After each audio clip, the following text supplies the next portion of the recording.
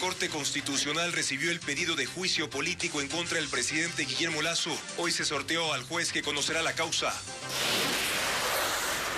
Hay riesgo de contagio al exponerse a agua estancada por las lluvias. Enfermedades respiratorias, gastrointestinales y de la piel, entre las más comunes. 35 barrios de Santa Rosa en El Oro quedaron inundados. La vía hacia Machala también estuvo cubierta de agua durante 3 horas. Los damnificados por el terremoto de este 18 de marzo recibirán un bono de arrendamiento de vivienda por hasta $675. Buenas noches, bienvenidos a Televistazo Estelar este viernes 24 de marzo. Empezamos con el pedido de juicio político contra el presidente de la República. El juicio va a la Corte. El Consejo de Administración Legislativa envió esta tarde a la Corte Constitucional la solicitud de juicio político contra el mandatario Guillermo Lasso. Vamos ahora con Jacqueline Rodas, quien está en la Corte. Jackie, ¿se desarrolló ya el sorteo del juez o jueza que conocerá esa causa? Sí, Juan Carlos, hace minutos terminó el sorteo y es la jueza Teresa Núquez la que conocerá este pedido de juicio político al presidente de la República, Guillermo Lasso. Ella será la encargada de preparar un proyecto de dictamen previo de admisibilidad que luego pondrá a consideración del Pleno de la Corte Constitucional. Recordemos que se necesitan 6 de 9 votos para poder tomar una decisión, ya sea a favor de dar paso al juicio político o para que vaya al archivo. Luego del sorteo, ya la jueza Teresa Núquez es la designada para conocer esta causa y vemos cómo le entregan la documentación de la Asamblea Nacional. Intervino el presidente de la Corte Constitucional, Alí Lozada, quien ha hecho un llamado a los sectores políticos y sociales para que no presionen la decisión de la Corte. Ha pedido que se les permita tomarla de forma independiente. Escuchemos las declaraciones del presidente. Debe saber la ciudadanía que la decisión finalmente va a corresponder al Pleno de la Corte. La jueza Núquez, como es habitual en nuestro funcionamiento colegiado, presentará una ponencia para que lo conozcamos los demás miembros de la Corte, pero finalmente será la Corte, los 9 jueces y juezas, quienes decidiremos sobre este caso. Ecuador debe estar absolutamente seguro de que la decisión que la Corte vaya a tomar será estrictamente apegada a la Constitución, será una muestra más de la independencia que caracteriza a la Corte Constitucional.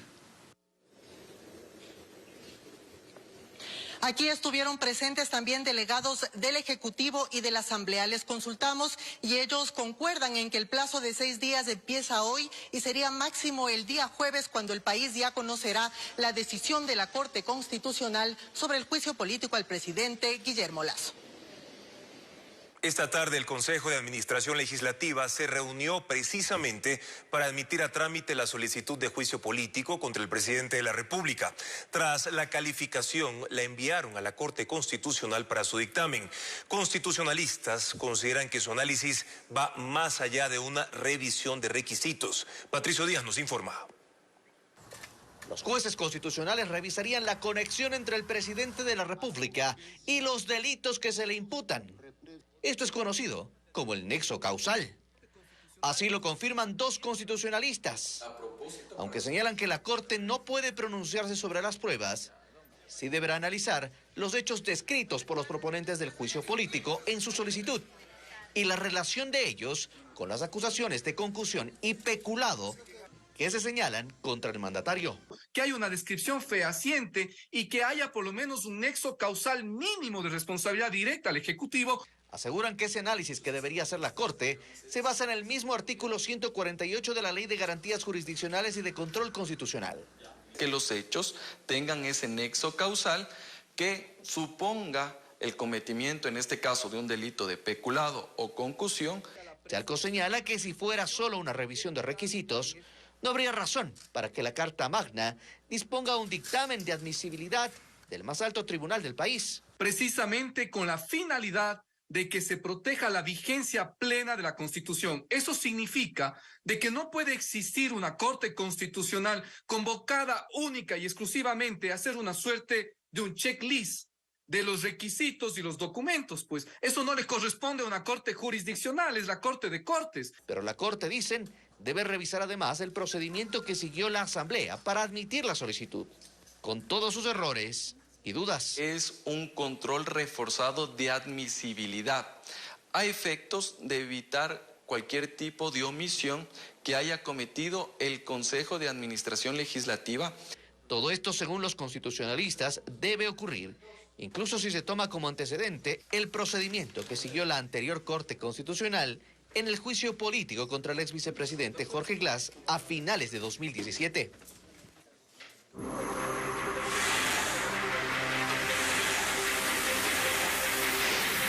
Los estragos del invierno. El desbordamiento de 2 ríos en Santa Rosa, provincia del Oro, afecta a 35 barrios en los que el agua subió 1,5 metros en las calles, mientras que en el interior de las viviendas los enseres flotaban en el agua. Nuestro corresponsal Fabricio Lapo con las imágenes. Desde el aire se visualiza como 35 barrios quedaron bajo el agua en Santa Rosa, provincia de El Oro. Los ríos Pital y Carne Amarga se desbordaron luego de soportar por 9 horas una fuerte lluvia, acompañada de una tormenta eléctrica. Personal del Cuerpo de Bomberos, utilizando maquinaria pesada, evacuó a decenas de familias que el agua les llegó a la cintura.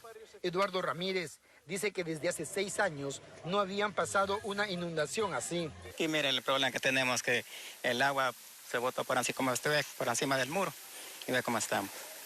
Y la de ese peso y que faltó ese muro de contención, no lo terminaron y por ahí es lo que se va a hacer el agua.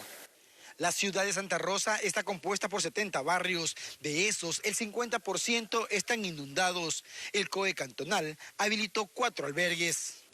Camas, electrodomésticos y demás enseres flotan en el agua al interior de las viviendas. Pedro Correa y Dalila Barrios dicen que no saldrán de su casa porque tienen miedo que se les lleven sus pertenencias. Entonces hay que quedarnos aquí, como se llama, a dormir en las sillas. Hasta el cierre de este reportaje, según el Cuerpo de Bomberos, 40 familias fueron evacuadas y llevadas a casa de sus familiares. Mientras tanto, maquinaria pesada realiza la limpieza de escombros en los puentes para evitar que sean afectados por la corriente, mientras las calles de este cantón siguen convertidas en ríos. Los pobladores de Puerto Quito, en el noroccidente de Pichincha, arriesgan sus vidas al cruzar en frágiles botes por el Río Blanco tras 7 días de la caída del puente. Carla Elgado viajó hasta esa zona y nos comparte las historias. El movimiento en el recinto 29 de septiembre en Puerto Quito se volvió inusual desde el sábado, cuando por el fuerte temporal se vino abajo el puente sobre el Río Blanco. Hasta el lugar llegan a diario cientos de personas que intentan cruzar hasta los cantones aledaños. El problema es que por ahora el único medio con el que cuentan son estos botes. Dicen que por las rutas alternas les toma más tiempo. María cuenta que lo que le apura es el cobro del bono solidario en la Concordia. Por eso se arriesga junto a su bebé de apenas 3 meses. Porque ya tocaría el otro mes y ya el otro mes ya no pagan. No solo ella. Cristian llega con su moto, fabrica chocolates y nos explica que los productos con los que los elabora solo los encuentra del otro lado del río. Pero no todos se suben con confianza, a pesar de que cuentan con chalecos. Saben que la embarcación se vuelve frágil ante la fuerza del río. Sí da temor pasar, pero la situación obliga. El puente tenía 90 metros. A pesar de ello, el viaje se hace corto, aunque no deja de ser peligroso. También es una responsabilidad llevar a tanta gente. Y claro, o sea, el deber de nosotros es apoyar a la gente, ¿ya? Pasarlos de un lado a otro. El peligro lo tenemos en todos lados.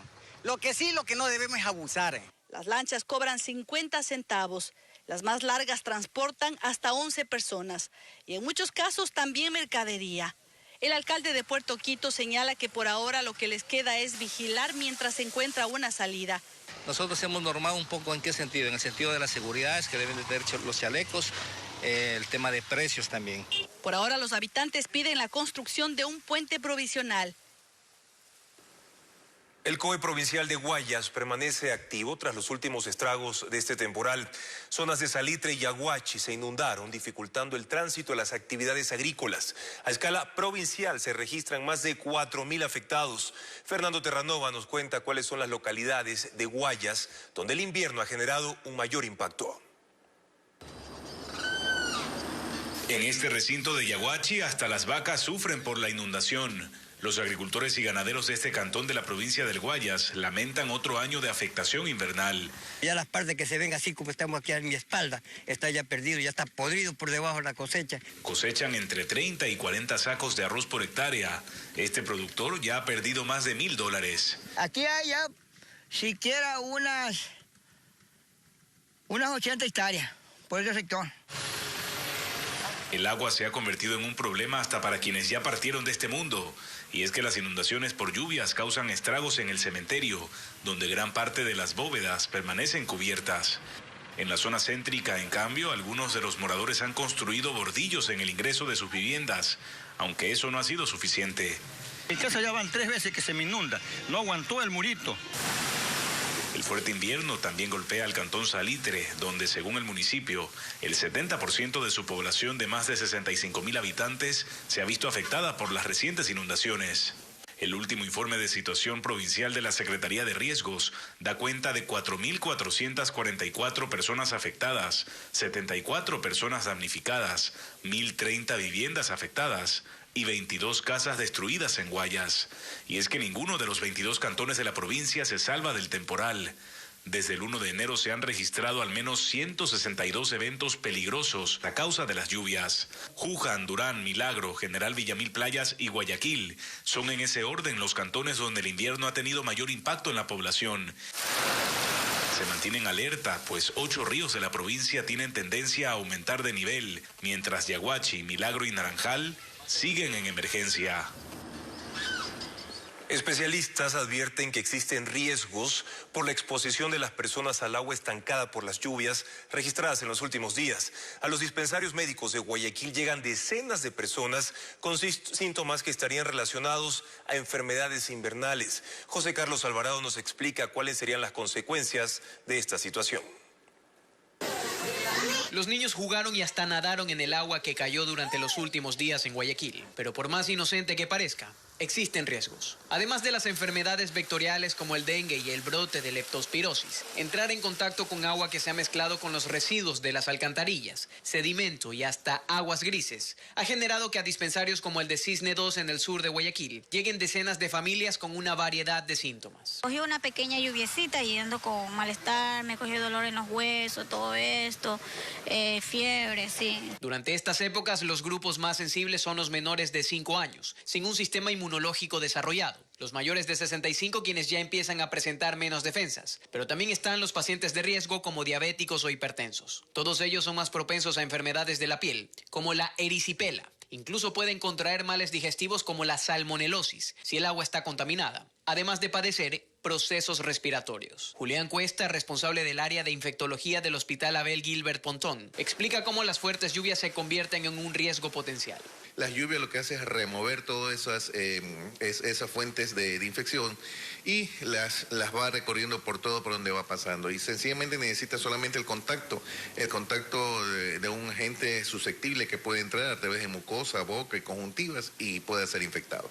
El especialista relata que las personas pueden agravarse con una salmonelosis, que no solo está presente en los alimentos, sino también en el agua. Invaden el sistema circulatorio y por ende la puede generalizar a todos los órganos. Y entre esos los órganos, el riñón, el hígado, el cerebro, el sistema nervioso central, que pueden también romper la barrera hematoencefálica y pasar al sistema. Y pasan al sistema nervioso central y ahí es donde ocasiona la muerte. Si para la población es inevitable entrar en contacto con el agua que estaría contaminada, Cuesta recomienda el lavado de manos y las zonas de contacto lo más pronto posible. Más adelante en Televistazo, las esferas que almacenan gas licuado de petróleo de Petroecuador registran mayor riesgo tras el terremoto del fin de semana. Les contaremos qué ocurre. El volcán Cotopaxi reduce su actividad eruptiva. En el último mes la situación se ha estabilizado con menos sismos y emisiones de ceniza. Los técnicos monitorean el volcán e insisten en mantener vigentes los mecanismos de prevención. Francisco Garcés nos tiene las novedades. Una posible gran erupción del Cotopaxi es lejana. Así concluye el Instituto Geofísico de la Escuela Politécnica Nacional, que lo vigila a las 24 horas y que ha visto cómo en los últimos días el volcán ha cambiado su comportamiento. El nuevo periodo eruptivo del Cotopaxi empezó en octubre del año pasado y el rápido ascenso de actividad hizo prever al geofísico que una erupción con salida de magma se acercaba. Pero las condiciones cambiaron el último mes. Uno de los indicadores son las explosiones y la emisión de ceniza. Desde octubre se han producido 108 de estas emisiones. En enero fueron 38, en febrero fueron 30 y en marzo, hasta el martes, solo se registraron 7. Y no solo eso, el contenido de ceniza también es importante. Entre noviembre y enero hubo explosiones que afectaron poblaciones hasta 100 kilómetros a la redonda del volcán. Pero las de febrero y marzo solo han ocasionado caída de ceniza en las cercanías. La deformación de la montaña se ha detenido, es decir, el magma no está subiendo y la emisión de gases no ha aumentado. La posibilidad ahora que hay una rápida y importante realimentación de magma, que sería de volúmenes considerables, es muy improbable al momento. Pero si bien la tendencia es una reducción de actividad, los registros históricos dicen que ese comportamiento es habitual en el volcán y que el proceso de erupción puede seguir por años. Nadie puede predecir qué va a pasar la próxima vez, pero nadie debe conformarse tampoco que eso es lo que puede hacer el volcán. Sí puede ser, pero puede ser mucho más. En el 2015 el Cotopaxi tuvo un episodio similar que dio paso a un periodo de 8 años de tranquilidad. Ante un riesgo de colapso total, Petroecuador contrató el traslado de las esferas de almacenamiento de gas licuado de petróleo del poliducto Pascuales-Cuenca. Sismos como el del sábado aumentan el peligro de la infraestructura, que ya presenta mayores problemas desde el año 2018. Estas esferas de 700 toneladas métricas cada una podrían caerse. El terremoto creó nuevas grietas que se suman a las existentes en la terminal Cuenca. Desde 2018, las esferas de hierro de 23 metros de diámetro dejaron de almacenar el gas, que debía ser distribuido por el poliducto Pascuales-Cuenca para abastecer a 7 provincias del país. Según informes de Contraloría, los problemas actuales radican en que Odebrecht no hizo un estudio de suelo, por lo que no se detectó la filtración subterránea de agua.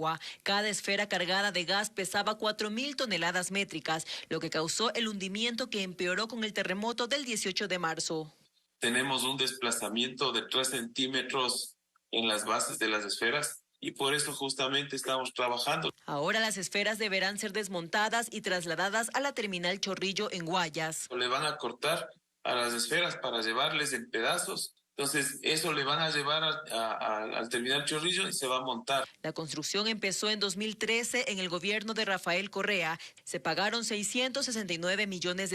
En esta obra y lamentablemente no ha tenido ninguna utilización práctica. Ahora los trabajos de traslado tomarán más de 500 días.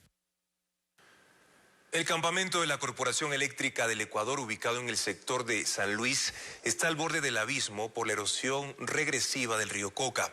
El organismo realiza trabajos urgentes para desviar el cauce del río y de esta manera tratar de evitar la destrucción de estas instalaciones. Paul Romero con el informe. Es cuestión de tiempo para que desaparezca toda esta infraestructura del campamento de la Corporación Eléctrica del Ecuador, con capacidad para 90 personas, en donde descansan por las noches.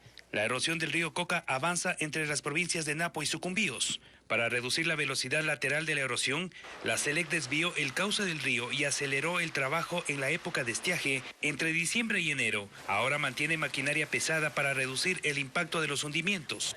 Los técnicos ecuatorianos ahora desafían el fenómeno natural para reducir la fuerza del río, especialmente en la época de invierno. Obras que se complementan entre sí, no solo aquí el vertedero, sino aguas abajo la presa permeable, con la finalidad de tener un control con mayor certeza de que va a funcionar, ¿no? Además de la protección del campamento, el objetivo central es evitar que la erosión avance a la captación de la hidroeléctrica Coca-Cola Sinclair. Se ve que hay un cambio en el comportamiento del río y en la agresividad del fenómeno erosivo, ¿no? Esto ha permitido a la SELEC realizar obras de prevención como la pantalla de pilote subterránea a 1 kilómetro de la captación.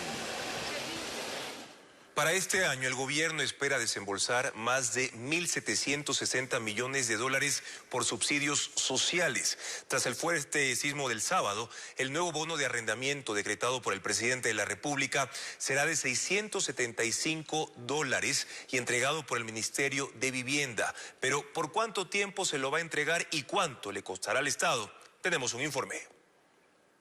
Los damnificados por el terremoto del 18 de marzo recibirán un bono de arrendamiento. El gobierno entregará hasta $675 para 3 meses de arriendo, pero dependiendo del caso, el periodo de alquiler podría ser de hasta 6 meses. Serán 114 las familias beneficiadas cuyas casas colapsaron, 94 en El Oro, 12 en Azuay y 7 en Guayas. El Ministerio de Desarrollo Urbano y Vivienda está a cargo de este bono, aunque la ministra no especificó el costo para el Estado. El señor presidente ha dispuesto que todo el presupuesto que nosotros requiramos pues sea utilizado para poder brindar este bono. La funcionaria no descarta entregar este mismo beneficio a los damnificados por las fuertes lluvias a escala nacional.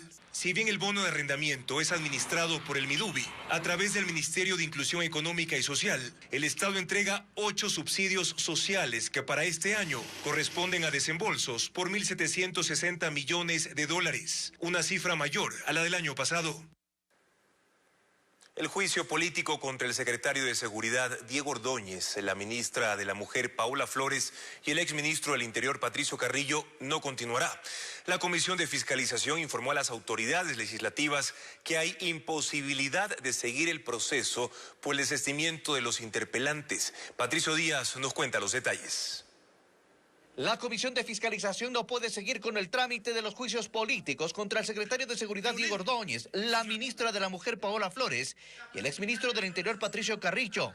En un informe aprobado de manera virtual este viernes, la mesa legislativa confirma a las autoridades de la Asamblea que no pueden, ni legal, ni físicamente, continuar con el proceso, debido a que los proponentes del juicio desistieron, asegurando que no se les permitió incluir nuevas pruebas. Si no hay interpelantes, han desistido, no hay prueba, entonces, ¿qué vamos a hacer? Por lo tanto, para la Comisión de Fiscalización el caso está cerrado. Los legisladores resaltaron en su informe a las autoridades legislativas que existen vacíos en la ley que no prevén un caso de desistimiento. Ricardo Vanegas y Sofía Sánchez de Pachacutic acusaban a los funcionarios por incumplimiento de funciones en el femicidio de María Belén Bernal y la inseguridad del país.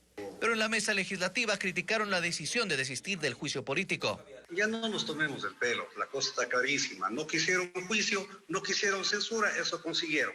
Es obra de los avivatos con el apoyo de algunos compañeros. Ni modo. El Consejo de Administración Legislativa deberá analizar el informe y confirmar o no el archivo del proceso para que la comisión continúe con otros juicios pendientes. El siguiente es contra el ministro de Obras Públicas, Darío Herrera.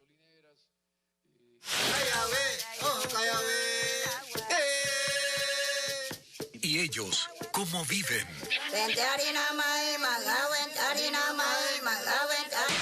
Ecuavisa recorrió la selva de Napo, Orellana y Pastaza para compartir con los guauranis y quichuas en su vida cotidiana.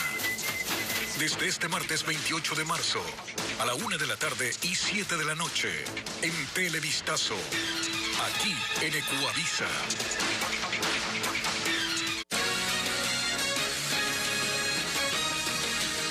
Nuevas grietas se registran en el sector de Casual y La Esperanza, ingreso al cantón Alausí, lo que pone en alerta 5 barrios y 2 comunidades. Además, la vía panamericana registra desprendimientos del asfalto. Pese al peligro, estudiantes y docentes y la ciudadanía en general realizan transbordos para poder llegar hasta el cantón. Además, los habitantes de esa localidad señalan que por el mal estado de las vías no ingresan productos de primera necesidad. El cantón Alausí en la provincia de Chimborazo se mantiene en alerta por las afectaciones que se han generado a causa de las fuertes lluvias y el sismo del pasado sábado. Grietas de hasta 2 metros, pisos cuarteados, viviendas al borde del colapso, es el panorama que se vive en el sector de Casual y La Esperanza, en donde 90 familias de 2 comunidades y 5 barrios están en riesgo. La Panamericana E35, vía que conduce de Riobamba a Cuenca, presenta daños en un tramo de 600 metros. En redes sociales se difundieron imágenes en el momento en que un vehículo cae en las grietas. Minutos antes, otro camión también se accidentó en este lugar. Pedro Guerrero señaló que existe imprudencia de quienes transitan por la zona. Claro, ayer por la mañana se clavó un camión y por la noche pues voló un carro de subida que cayó allá al otro lado. El movimiento de tierras a causa de una posible falla geológica obliga a los ciudadanos a realizar trasbordos. A la emergencia vial se suman otras afectaciones. Luis Castillo, habitante de Alausí, indicó que varios productos de primera necesidad y verduras no han podido llegar hasta los locales comerciales. Cebolla, papas, de arroz, todos los productos. Hasta el momento los comerciantes y ciudadanos mantienen bloqueada la vía Alausí-Guamote, la única vía alterna, solicitando la intervención de las autoridades, pues hace 8 días se declaró la emergencia en este cantón y siguen incomunicados. Por cuarta vez en esta temporada invernal se inundó la vía Juján-Babahoyo debido al desbordamiento del río Chilintomo. Hasta media hora le toma a cada conductor cruzar el sector afectado. Merlin Ochoa nos informa que por esta carretera circula un promedio de 25.000 vehículos al día. Para los conductores es una verdadera travesía cruzar la vía Juján-Babahoyo en la provincia de Los Ríos. Son 3 tramos que suman 1 kilómetro que están totalmente inundados luego de que las fuertes lluvias de la noche del jueves provocaran el desbordamiento del río Chilintomo. A los conductores les toma casi media hora cruzar por este sector. Esta semana, al principio estaba totalmente sequito y todo eso, y ya vuelve otra vez. Faltan muros de contención para retener todo el agua. Algunos carros se dañan durante el camino, mientras otros conductores optan por pagar $10 a una grúa para poder pasar la zona afectada. En este sector, los moradores también ofrecen empujar apagados los vehículos ante el riesgo de que sufran averías. La vía Juján-Babahoyo es estratégica, pues conecta a la provincia del Guayas con los ríos, pero además es utilizada para llegar hasta Santo Domingo de los Áchilas. Por esta carretera circulan un promedio de 25.000 carros al día. Pero hay otro problema. La carretera del Cantón Simón Bolívar servía como vía alterna, pero esta tampoco puede ser utilizada. Con cabecera cantonal, pues durante la mañana también amaneció con incremento del nivel del agua, y la vía que tenemos habilitada por el momento es desde Baba, Salitre y San Borondón. La situación se vuelve más peligrosa por las noches, ya que los conductores deben transitar con mayor precaución para evitar un accidente, porque en ciertos tramos el nivel del agua llega a los 30 centímetros. El presidente de la República emitió un decreto ejecutivo de amnistía para regularizar a migrantes de todas las nacionalidades que cumplan determinados requisitos. Nos informa Fabiola Santana. Cerca de 5.000 ciudadanos de diferentes nacionalidades se beneficiarán de las amnistías migratorias para posterior regularización. Es decir, una vez cumplidos los requisitos, recibirán visas temporales de 2 años quienes las tengan caducadas. Uno de ellos es Nixon. Llené un formulario, lo mandé al correo y me llegó ahí un mensaje que me acercara a la Cancillería. Y solamente me falta la visa porque esa es la que me ha vencido.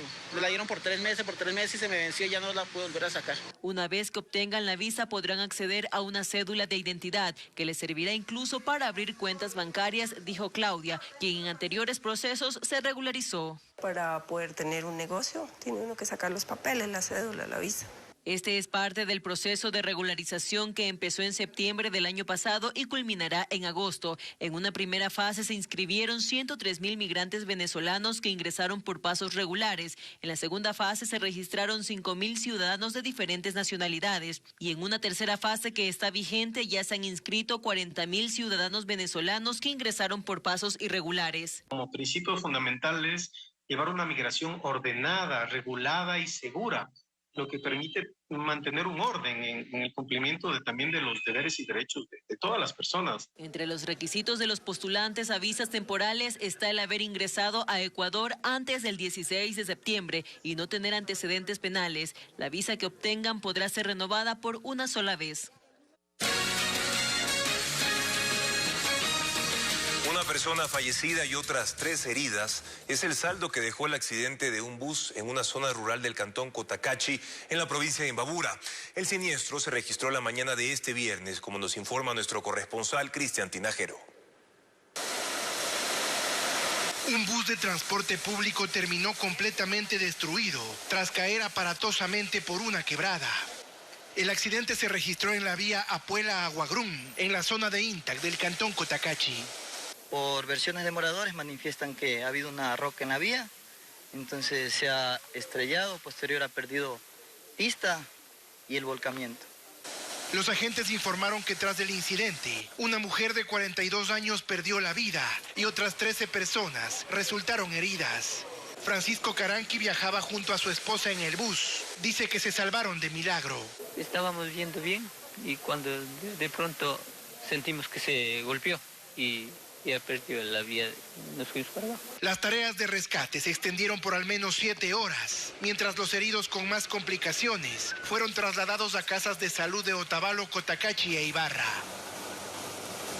Las Fuerzas Armadas y Policía de Colombia y Ecuador descubrieron 101 laboratorios de droga en la frontera durante 2 meses de operaciones coordinadas. Ambos gobiernos mantendrán acciones conjuntas para la lucha contra el narcotráfico. Paul Romero con el reporte. En menos de 2 meses de operaciones coordinadas entre militares y policías de Ecuador y Colombia, se descubrieron 99 laboratorios de procesamiento de droga en Colombia y 2 laboratorios en Ecuador. Hay 2 estrategias grandes que está manejando. La una es por parte principalmente dirigida por Fuerzas Armadas y con algunas operaciones que realiza la policía, que es en la línea de frontera, tanto con las unidades locales, con inteligencia e investigación. Según el comandante de la policía, se trata de un golpe muy fuerte a las estructuras narcodelictivas que operan en los departamentos colombianos de Nariño y Putumayo y en las provincias de Sucumbíos, Carchi y Esmeraldas. En lo que va del año, la policía ha decomisado 43 toneladas de droga, 6 menos que el primer trimestre del 2022. Esa reducción representa que bajó la comercialización y el tráfico de droga desde Colombia por Ecuador. Pero la neutralización a los grupos narcotraficantes genera un efecto colateral en la inseguridad ciudadana. Las personas vinculadas a este negocio ilegal ahora buscan otras actividades delictivas como robo, extorsión. Así es, y también cuando ven que sus capacidades de financiamiento a través de la droga empiezan a buscar estas alternativas que son los delitos de oportunidad, que son precisamente las vacunas y extorsiones. Delitos que se incrementaron en las provincias fronterizas en donde operan estos grupos narcodelictivos. El Consejo de Administración Legislativa, el CAL, mediante resolución, le retiró la condición de asambleísta a Mariano Curicama. Ocurre tras confirmarse la sentencia ejecutoriada en su contra por incumplimiento de decisión legítima de autoridad competente. La administración de la Asamblea deberá convocar a su legisladora suplente, Caterine Estrada Bisuete, para que se principalice en funciones. Más de 70 instituciones educativas se inscribieron en el intercolegial Viva la Paz en los noticieros Televistazo al Amanecer y Televistazo en la comunidad de Coavisa, Quito. 25 pasaron a la etapa de casting que arrancó esta semana. Con Ana María Palacios veamos el talento musical de los estudiantes. Espera un poco, un poquito más, me moriría. Ellos son nuevos talentos que con varios géneros musicales demostraron sus habilidades en el Intercolegial Viva la Paz 2023.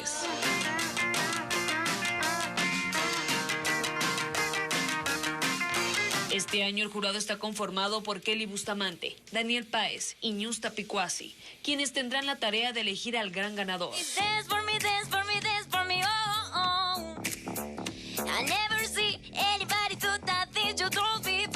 En la primera semana estuvieron 2 colegios por día en los noticieros de Amanecer y Comunidad de Coavisa, Quito.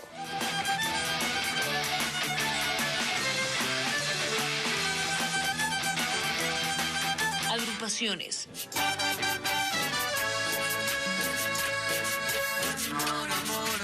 Solistas. Yo cuidaré de que nunca te falte lo que apetezcas. Demostraron su versatilidad en el escenario, su fuerza interpretativa y su capacidad con los instrumentos. Así con todo el alma, con todo el alma prometimos amarnos tal como Dios manda. Pasillos, pop, baladas y rock fueron algunas propuestas de los talentosos estudiantes.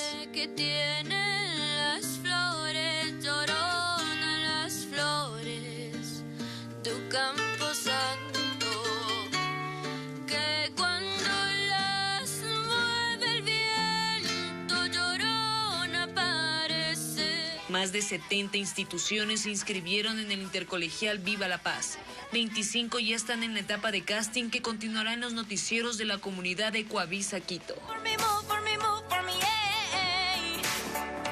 when you're done, I'll make you do. Felicitaciones a este grupo de jóvenes estudiantes por participar de este concurso que reconoce su talento en el ámbito musical. El Intercolegial Viva la Paz seguirá la próxima semana desde las 5:55 de la mañana. Gracias por su sintonía, amigos. Las noticias a toda hora este fin de semana en ecuavisa.com. Buenas noches.